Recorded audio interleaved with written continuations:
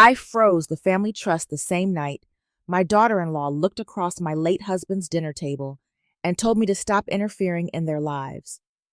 My son sat beside her without defending me while they quietly planned luxury investments using the fortune my husband and I spent 40 years building. But the moment I discovered they were trying to push me out of the very legacy I helped create, something inside me changed forever. They thought grief had made me weak. They forgot I was the woman who built the foundation they were trying to control. Before we dive into today's story, let us know where you're watching from. And as you watch, don't just sit back, be part of the experience. If a moment grabs your attention, whether it's powerful, unexpected, or deeply moving, drop a comment with the timestamp of that scene and share your thoughts. Your reactions bring the story to life, and we love seeing which moments resonate with you the most. And if you haven't already, hit subscribe and turn on notifications so you never miss a new story. Now, grab a coffee or tea, settle in, and let's begin. I woke before sunrise, the way I always had during the 42 years I spent beside Richard Holloway. Even after 6 months without him, my body still followed the rhythm of our old life together. The Pacific fog rolled heavily across Carmel by the Sea that morning, softening the cliffs below Holloway Point Estate until the ocean looked endless and ghostly beyond the windows. The house was quiet in a way that still unsettled me. Not peaceful, hollow. The cedar floors creaked beneath my slippers as I walked downstairs toward the kitchen. Richard used to joke that the house spoke differently depending on the weather. On stormy mornings, the wood groaned like an old sailor. On calm mornings, it sighed softly beneath our feet. Now, every sound felt magnified because there was no second set of footsteps answering mine. His reading chair still faced the fireplace in the library, exactly where he left it before his final hospital stay. His glasses rested beside a stack of architectural journals no one had touched since November. Even the grandfather clock in the foyer continued its solemn ticking, as if time itself refused to acknowledge that the man who built this family was gone. Richard Holloway was not born wealthy, neither was I. When we married in 1981, we rented a tiny apartment above a seafood restaurant in Monterey and shared one unreliable car with broken air conditioning. Richard worked 18-hour days drafting eco-friendly coastal homes long before sustainable architecture became fashionable. I handled bookkeeping at our kitchen table while pregnant with Daniel, balancing invoices beside unpaid utility bills and grocery coupons. Everything we built came slowly. Painfully slowly. By the time Holloway Architectural Group expanded across California, Richard had already developed his reputation as a visionary. Wealth followed eventually, but Richard never trusted wealth by itself. He trusted systems, discipline, stewardship. That belief became the foundation of the Holloway Legacy Trust long before our son understood what inheritance even meant. The trust was never designed to create spoiled heirs. It protected education, charitable work, family property, and future generations. Richard often said money without values became appetite, and appetite eventually consumed everything around it. That was why I remained legal co-trustee after his death. Not because I was sentimental, but because Richard trusted my judgment as much as his own. Lately, however, I had begun to feel that trust slowly being erased inside my own home. Daniel now led the company Richard once ran with quiet certainty. My son tried to appear composed after the funeral, but grief had sharpened something restless inside him. He carried pressure badly. Vanessa carried ambition beautifully. My daughter-in-law never raised her voice. She did not need to. Everything about her communicated control already. Perfect posture, designer neutrals, carefully practiced warmth. She built a successful luxury lifestyle brand online by selling the image of effortless coastal elegance, and lately she had begun treating the Holloway name like another extension of that brand.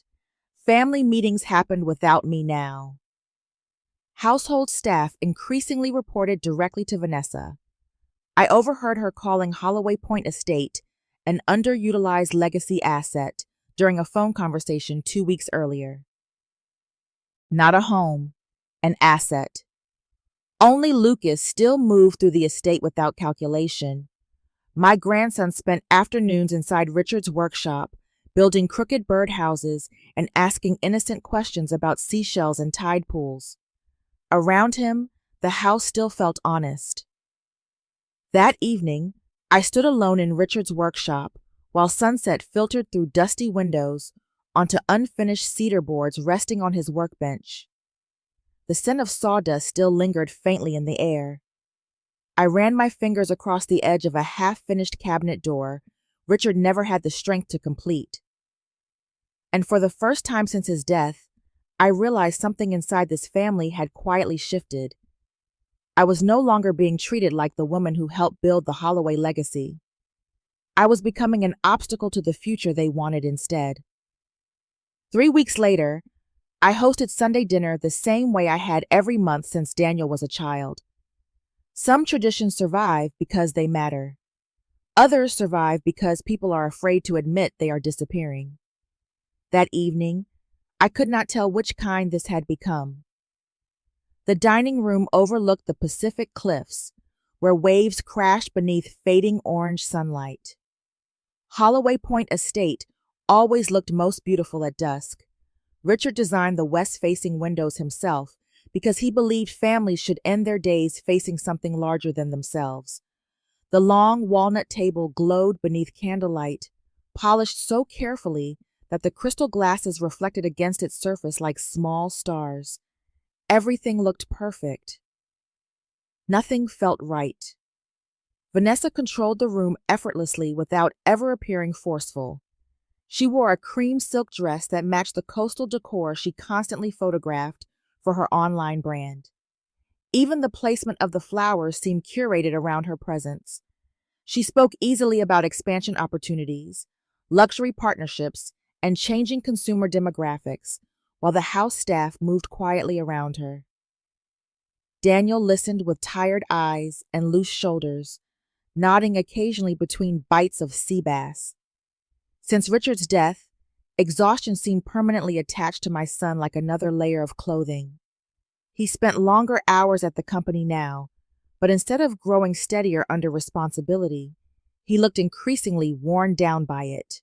Vanessa, meanwhile, appeared energized by every new possibility. I noticed how naturally she referred to family property using corporate language now.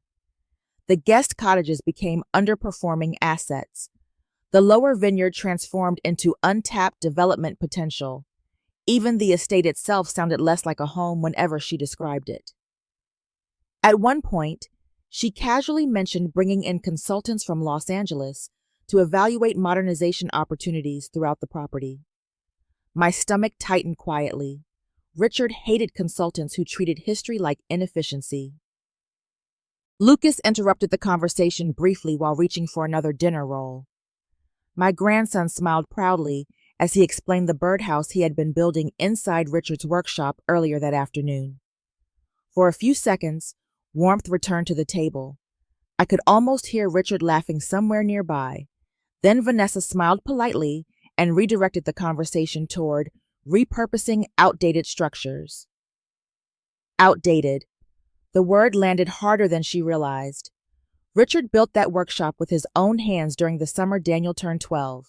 He taught our son how to sand cedar there, how to repair hinges, how to respect patience. Every shelf inside carried some memory of our family. Yet Vanessa spoke about converting the space into a luxury guest lounge overlooking the ocean, complete with imported Italian lighting and private wine storage. She described it all as if sentiment itself were a design flaw. I looked toward Daniel, waiting for some flicker of discomfort. Instead, he avoided my eyes. That silence hurt more than disagreement would have. As dinner continued, I began noticing things I had ignored before. Vanessa's phone lit repeatedly with messages from the family financial advisor. Daniel discussed trust projections without once asking my opinion. Even Patricia, who had managed our household for 15 years, quietly checked details with Vanessa before serving dessert. I sat there at my own table realizing decisions were slowly moving around me instead of through me. Then Vanessa finally placed her wine glass down and looked directly at me with that carefully measured calm she used whenever she wanted to sound reasonable. She suggested it might be healthier if I stepped back and allowed them to live their own lives without interference. The room fell silent instantly. Daniel said nothing, not one word. A strange numbness settled over me then, not rage, something colder, because this was no longer awkward grief reshaping the family after Richard's death. This was repositioning. Later that night, long after everyone went upstairs, I walked alone into Richard's library. Moonlight stretched across the bookshelves while the grandfather clock echoed softly through the hall. That was when I noticed several financial folders missing from Richard's desk. And for the first time, I truly understood something dangerous was already happening inside my family. I woke before dawn the morning after that dinner, feeling as though something heavy had settled permanently inside my chest. Vanessa's words from the night before continued replaying in my mind with unsettling clarity. She had not shouted. She had not insulted me openly. Somehow, that made it worse. Calm dismissal carries a cruelty anger cannot always reach. Outside, thick coastal fur wrapped around Holloway Point Estate, turning the cliffs beyond the windows pale and almost invisible. The house felt colder than usual as I walked downstairs toward the kitchen. Even the familiar scent of coffee beans and cedar polish failed to comfort me. I tried to continue my morning routine exactly as I always had. Routine creates stability when emotions threaten to unravel it. I reviewed household invoices beside the breakfast windows while Patricia prepared fruit and toast nearby. The grandfather clock echoed softly through the foyer while waves crashed somewhere below the cliffs. Normally, those sounds grounded me. That morning, they only magnified the silence growing inside the family. After breakfast, I returned to Richard's library to organize several trust files connected to upcoming charitable distributions. The moment I opened the lower cabinet beside his desk, my stomach tightened again. The missing folders were still gone, not misplaced, removed. I told myself Daniel may have borrowed them for company meetings. Perhaps Patricia relocated them during cleaning. Yet something about the situation felt deliberate now. Too many small changes had happened too quickly since Richard's funeral. As I searched through correspondence stacked beside the desk, additional irregularities surfaced almost immediately. A trustee review meeting had been rescheduled without my approval. A preservation committee consultation listed Daniel as sole authorizing party. 2 consultant access requests from Los Angeles had already been approved through company administration. Without me. I remained legal co-trustee of the Holloway Legacy Trust. Richard had made certain of that before he died. Yet major decisions were quietly moving around my authority instead of through it. For the first time, unease hardened into suspicion. I spent the next hour reviewing archived account records in Richard's old filing cabinets.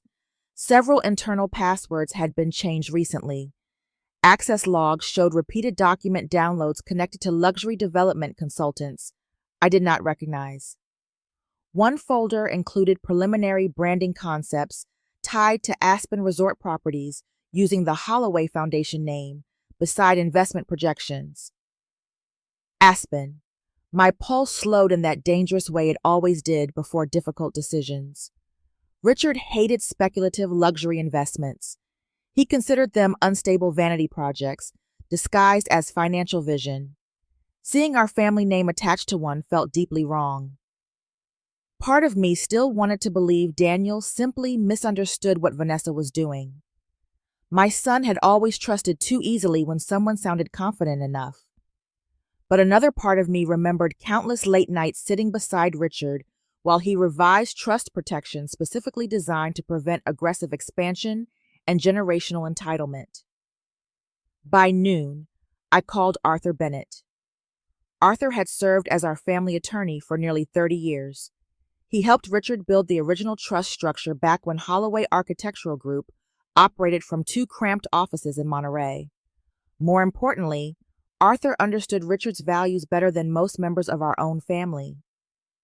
I drove quietly into Monterey that afternoon, beneath gray skies and cold ocean wind. The moment Arthur saw my expression inside his office, his face changed. He already knew something was wrong. Without unnecessary conversation, he placed several draft files across the conference table: liquidity restructuring proposals, estate leverage frameworks, Aspen development negotiations supported through Holloway Foundation affiliation. Vanessa's consultants had already begun preparing expansion pathways tied directly to trust assets. If approved, portions of the estate could eventually be leveraged far beyond my control. Arthur then reminded me about the emergency protection clause Richard personally insisted upon years earlier.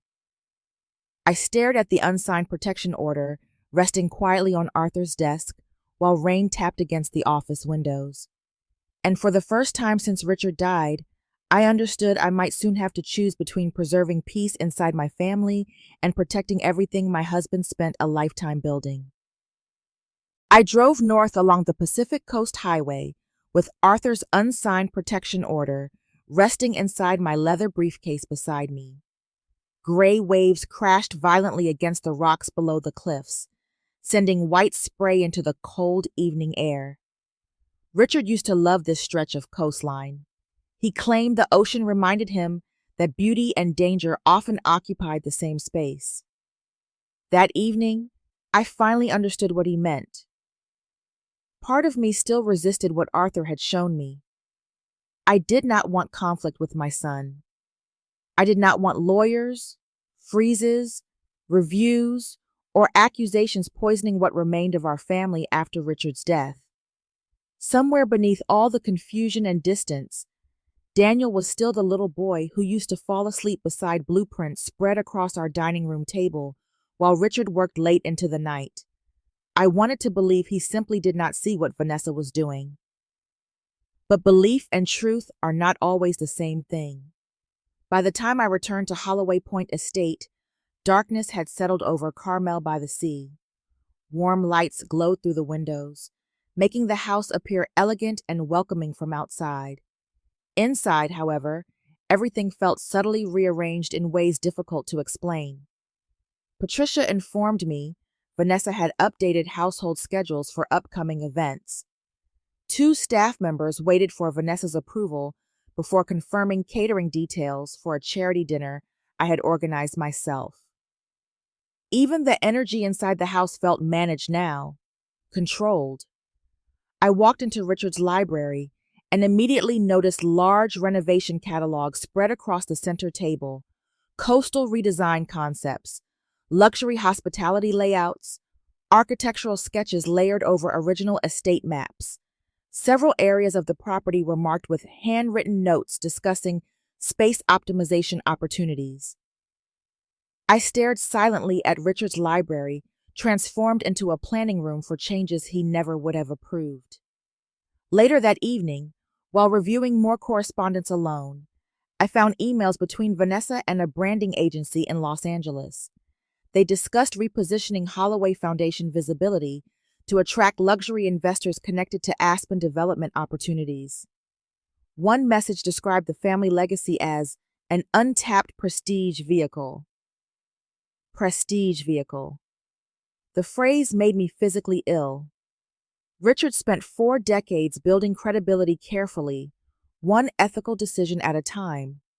He refused shortcuts, manipulative partnerships, and speculative greed, even when competitors mocked him for it. Vanessa spoke about his life's work the way marketers discussed product packaging.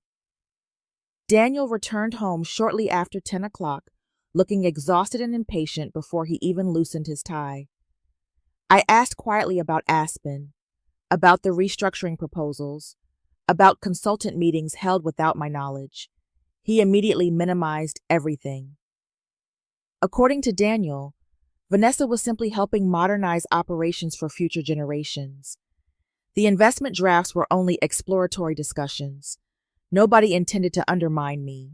Nobody was trying to erase Richard's legacy. But as he spoke, I realized something devastating.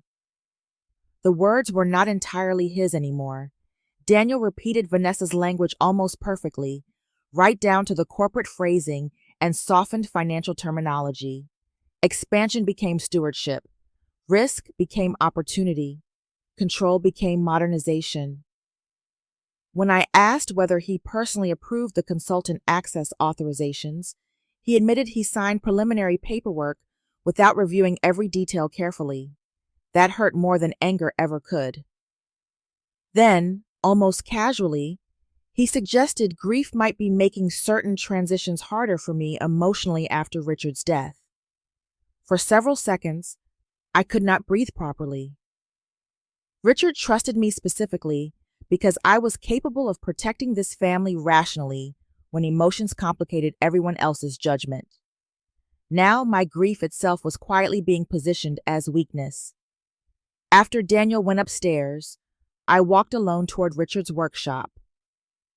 Inside, printed redesign sketches covered the old workbench, luxury guest lounge concepts, storage demolition notes, imported lighting proposals attached directly beside Richard's hand-built shelves. That was the moment clarity finally arrived. Vanessa was not adapting to this family. She was redesigning it around Richard's absence. I returned to the library, opened my briefcase, and signed Arthur's protection order carefully beneath the desk lamp. Then I sealed the envelope. For the first time in my life, I chose protection over peace. I woke before sunrise, the morning after signing Arthur's protection order, feeling strangely calm for the first time in months. Not peaceful. Peace would have implied comfort, and nothing about the situation felt comfortable anymore. What settled inside me instead was certainty. Outside, fog drifted heavily across the cliffs below Holloway Point Estate, while the cold waves rolled against the shoreline.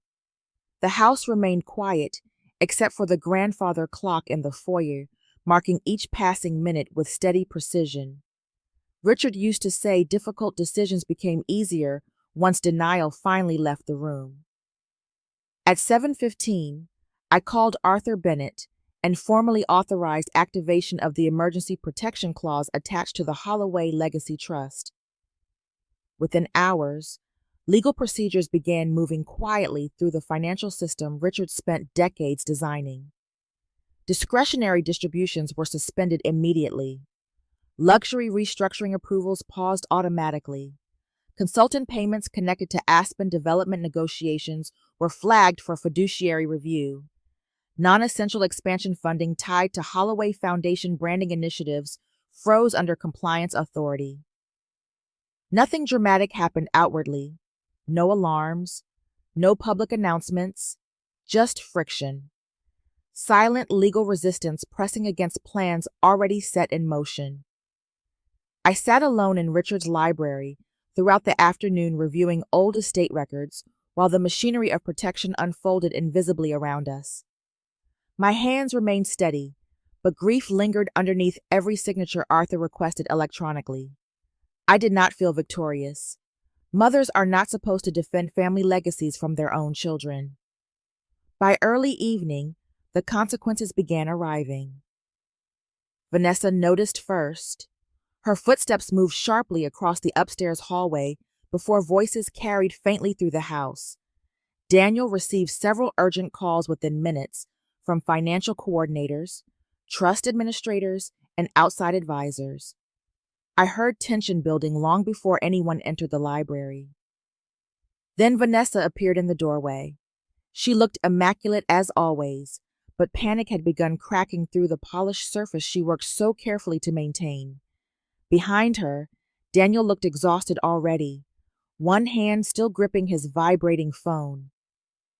Vanessa immediately accused me of humiliating the family financially and abusing my authority emotionally after Richard's death. Beneath the anger, however, I heard something more revealing: fear. Not fear about losing family stability, fear about losing access. I remained seated behind Richard's desk while she spoke. The library lamp cast warm light across the shelves Richard built himself decades earlier. Somehow, that steadiness anchored me.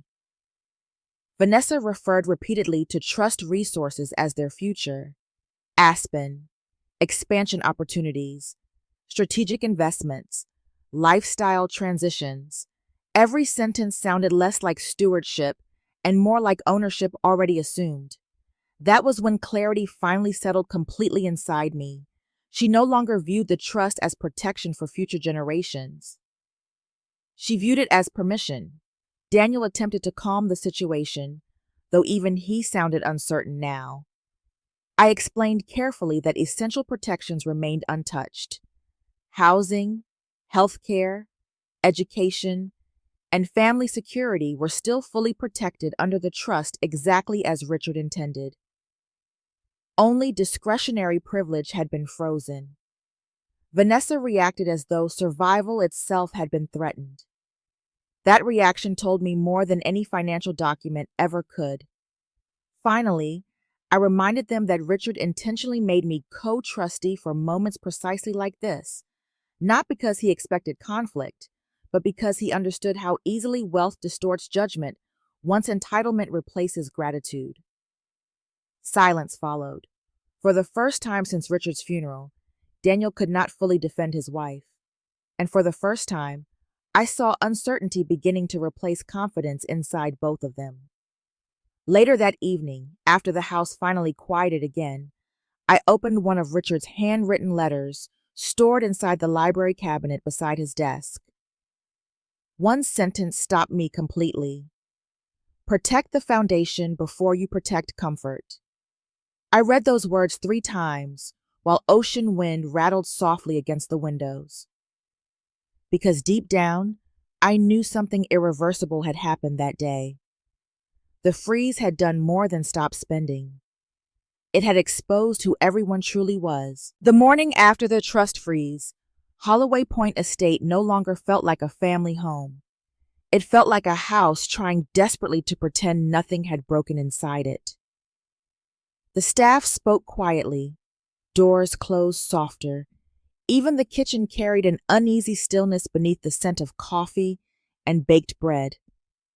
Vanessa avoided me entirely, remaining upstairs through most of the morning while Daniel moved through the house, looking emotionally exhausted and hollow-eyed. I hated all of it. People imagine strength feels empowering when the moment finally arrives to defend yourself. Most of the time, it does not. Most of the time, it feels lonely. At breakfast, Lucas sat across from me, turning strawberries around his plate while tension drifted silently through the room. Finally, he asked why everyone seemed angry lately. The question landed harder than any argument Vanessa had thrown at me. Children always notice fractures long before adults admit they exist. I reassured him gently, but guilt lingered after he left for school. Richard spent his entire life trying to build stability for future generations. Now our family conflict was beginning to leak into the life of an innocent child who still believed adults knew how to protect one another properly. Shortly before noon, Arthur Bennett called with additional information that turned my unease into genuine alarm. Vanessa had apparently been using Holloway Foundation prestige during negotiations, connected to a luxury wellness startup tied indirectly to Aspen Resort investors.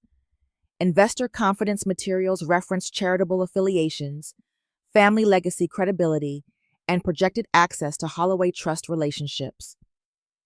The implications were devastating. If the venture collapsed publicly, the family reputation Richard spent decades protecting could suffer permanent damage. Worse, outside legal scrutiny could eventually reach the trust itself. I sat silently in Richard's library after Arthur explained everything, staring at the ocean beyond the windows, while nausea settled slowly in my stomach. This was no longer about lifestyle upgrades or vanity renovations. Vanessa had begun leveraging the moral credibility of our charitable work for personal ambition. Arthur warned me quietly that Vanessa's advisors were preparing aggressive responses now that discretionary funding had frozen. They expected resistance and intended to pressure me legally and emotionally. That afternoon, Daniel found me inside Richard's workshop. The room smelled faintly of cedar and machine oil, unchanged from the way Richard kept it for years. Daniel looked older somehow, standing there beneath the hanging tools and unfinished projects. Stress had stripped away much of the confidence he once carried so easily. He still hoped compromise remained possible. Daniel asked whether I could soften some restrictions before things escalated further. He claimed Vanessa felt cornered. He insisted nobody intended lasting harm to the family. I listened carefully before asking one question. Had he personally reviewed everything Vanessa attached the Holloway name to? The hesitation on his face answered before his mouth did. No. I explained part of what Arthur uncovered involving the wellness venture, outside investors, and Holloway Foundation leverage. As I spoke, genuine uncertainty finally appeared in Daniel's expression for the first time since Richard died. Richard feared exactly this kind of entitlement disguised as innovation, not greed that arrives openly. Greed that calls itself progress. Daniel admitted quietly that he signed many preliminary authorizations, simply trusting Vanessa's judgment. Hearing that hurt far more than any financial betrayal. My son had surrendered responsibility long before money became involved. Before leaving the workshop, he asked whether I truly believed Vanessa would intentionally risk destroying the family reputation. I could not answer immediately, because despite everything, part of me still wanted to believe the damage had not yet become irreversible. After Daniel left, I remained alone beside Richard's old workbench. Near the corner sat Lucas's unfinished birdhouse beside scattered nails and sanding paper. I stared at it for a very long time, and finally understood this fight was never truly about money. It was about which values would survive long enough to reach the next generation. Several days passed after my conversation with Daniel in Richard's workshop, yet Holloway Point Estate only grew quieter. The silence inside the house no longer felt temporary. It felt structural, as though something essential had cracked beneath the foundation, and everyone living there could hear it settling deeper each day. Families rarely collapse all at once. Most of the time, they unravel politely. Breakfast schedules separated naturally. Doors closed sooner at night. Conversations shortened into practical necessities, while emotions remained trapped beneath them, like pressure building behind glass. Vanessa spent hours isolated inside upstairs phone calls that grew increasingly tense as the week continued. Investors wanted explanations. Branding partners questioned delays tied to the Aspen negotiations. Arthur later informed me that external reviewers uncovered additional irregularities involving concealed partnership structures and unauthorized use of Holloway Foundation affiliations beyond what we originally knew. The financial exposure surrounding Aspen was significantly larger than Vanessa admitted.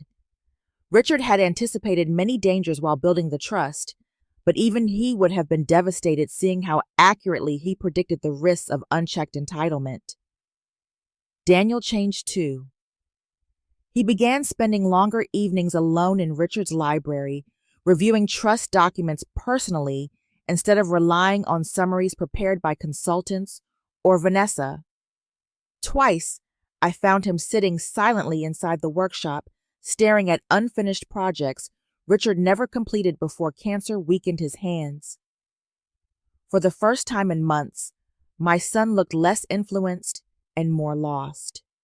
One evening, raised voices echoed faintly through the upstairs hallway while rain struck the windows outside. I could not hear every word clearly, but tension traveled through the house anyway. Daniel demanded explanations. Vanessa accused me of manipulation and emotional control. Their marriage sounded less like a partnership now and more like two frightened people trying desperately not to drown beside each other. Hearing it broke my heart, not because I approved of Vanessa's actions, but because Richard built this house, hoping it would protect future generations from exactly this kind of emotional decay. Lucas changed most quietly of all. He spoke less during dinner. He stopped asking curious questions about architecture and ocean tides. One afternoon, I found him sitting alone inside Richard's workshop, sanding pieces of cedar without enthusiasm. After several minutes, he admitted softly that he did not understand why adults became cruel whenever money entered conversations. That sentence wounded me more deeply than any legal betrayal ever could, because suddenly I realized the true danger was not financial collapse. It was moral inheritance.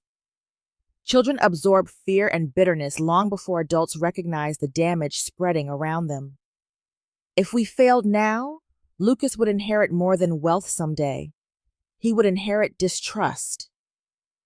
Later that week, Vanessa confronted me privately in the library again, but this time her confidence looked thinner somehow.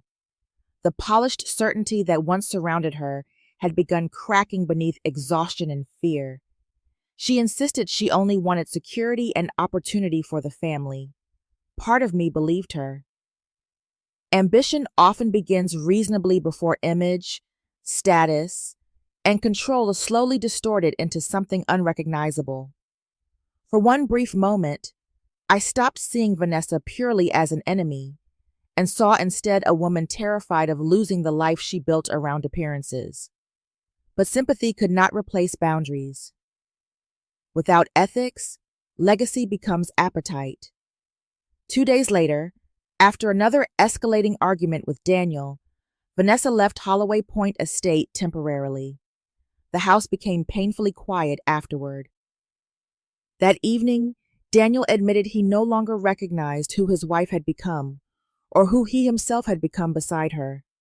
I felt no satisfaction hearing it, only grief. As dust settled across the ocean cliffs, I walked slowly through Richard's gardens, listening to waves crash below the estate. Some damage inside their families never fully disappears, but perhaps truth could still stop the next generation from inheriting the same corruption. Several weeks passed after Vanessa left Holloway Point Estate, and for the first time in months, the house no longer felt emotionally suffocating. The silence remained, but it changed shape.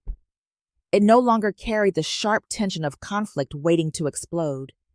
Instead, it felt tired, fragile, like a storm had finally passed, but left debris scattered quietly behind it.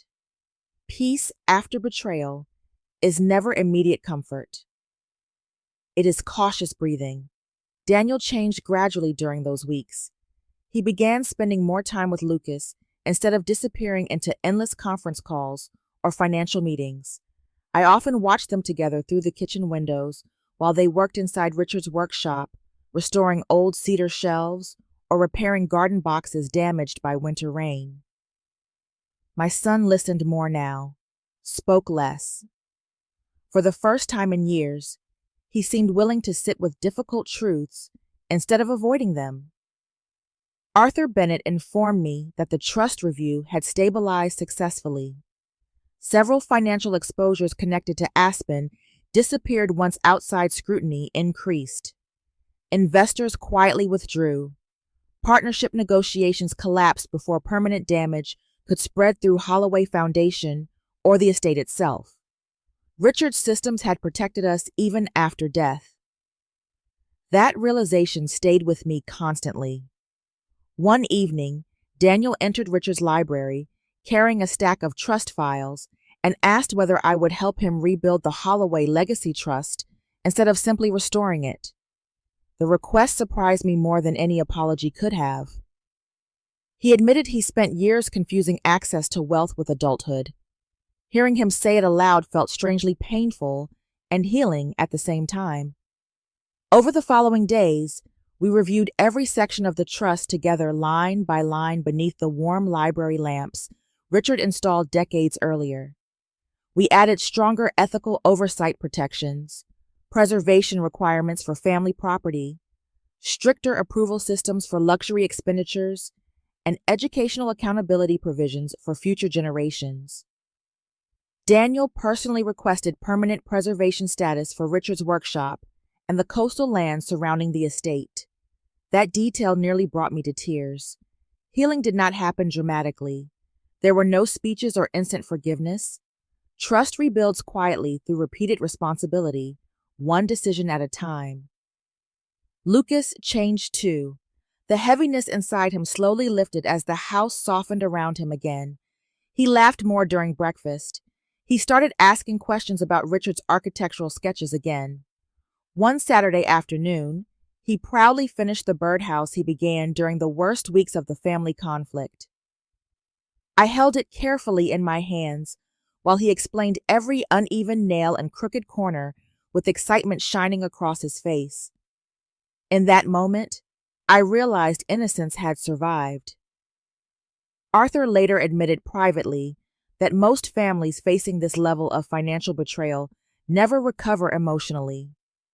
Some preserve wealth while losing each other permanently. Others destroy everything trying to avoid uncomfortable truths. We survived because truth finally became unavoidable. Vanessa contacted Daniel one final time regarding separation agreements and financial arrangements. He handled the conversation calmly, without emotional collapse or manipulation guiding him. Watching my son stand steadily inside difficult decisions reminded me painfully of Richard.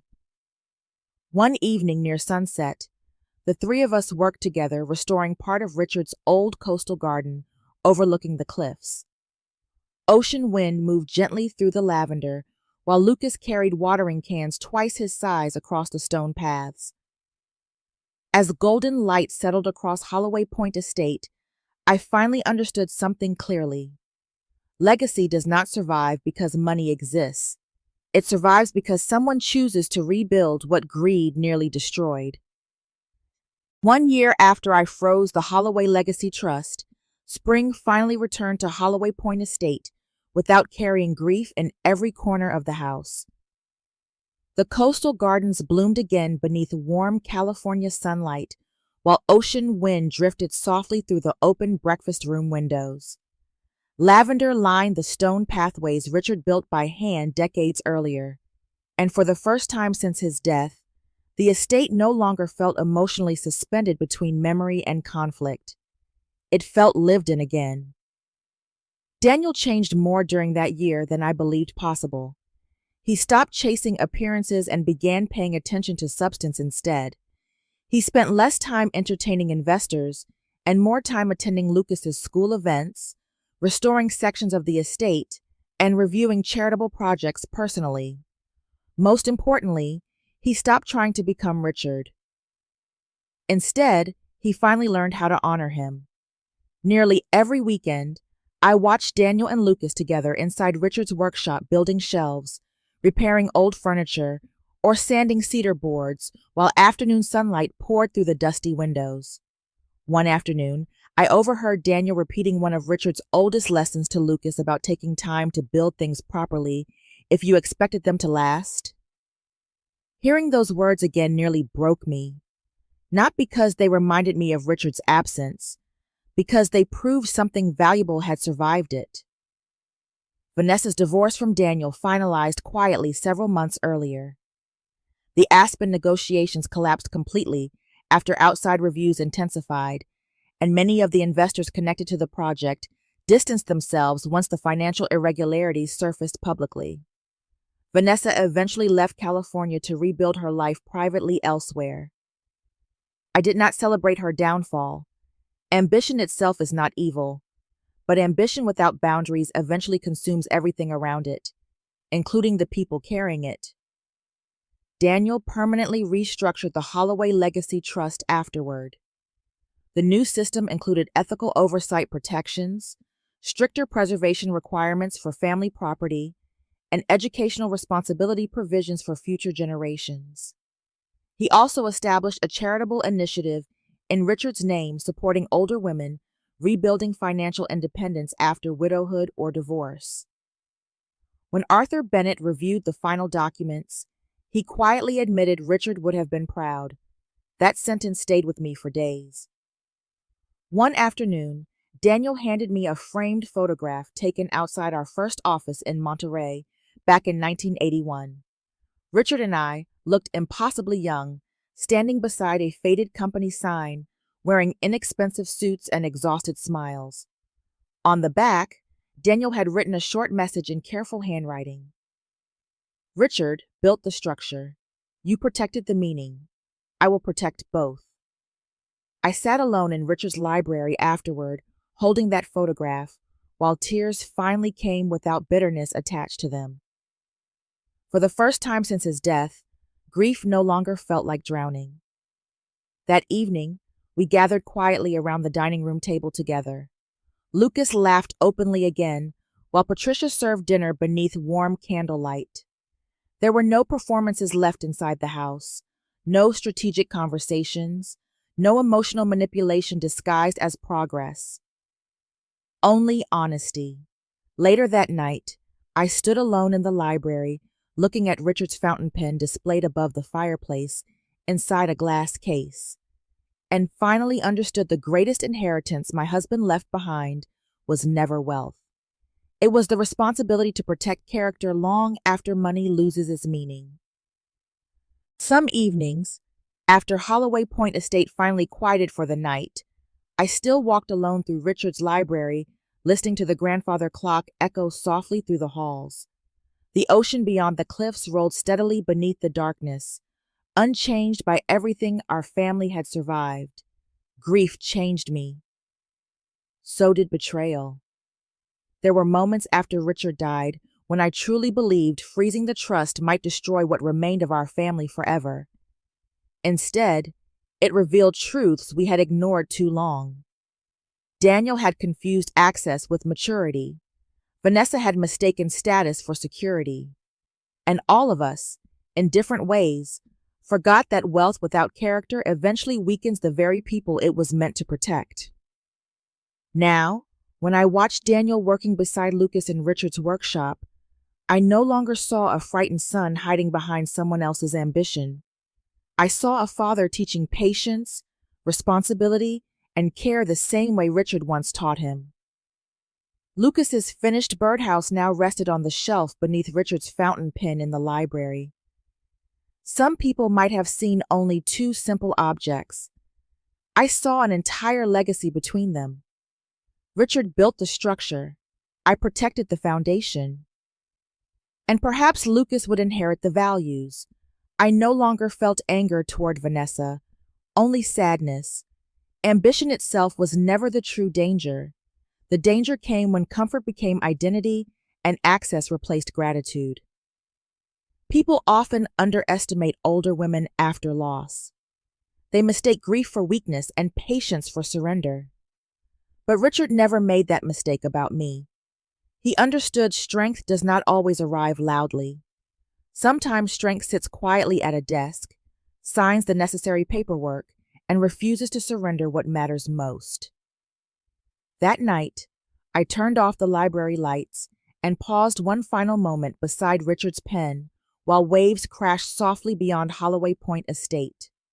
The clock continued ticking steadily through the dark, and for the first time in a very long while, so did we.